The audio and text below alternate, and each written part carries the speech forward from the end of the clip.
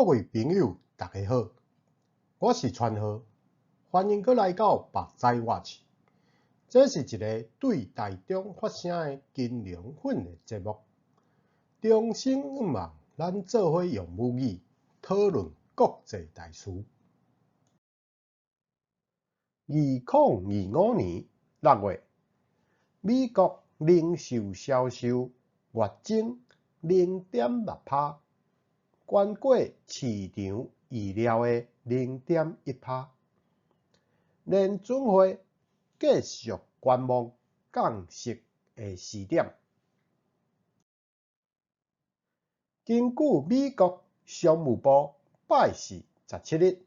公布的数据，6月零售销售月增0.6%，是小连续2个月落冷了后的反弹幅度，明显高过经济学家预料的0.1%，自增值负0.9%大反弹。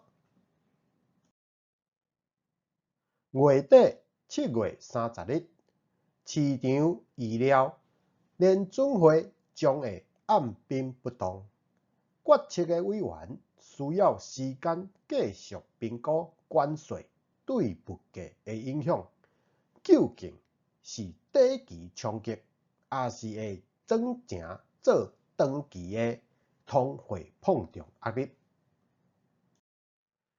2025年6月，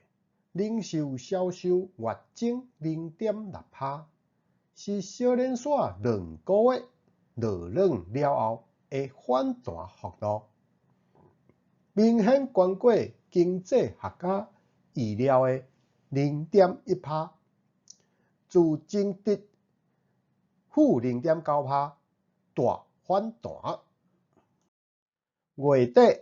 7月30日，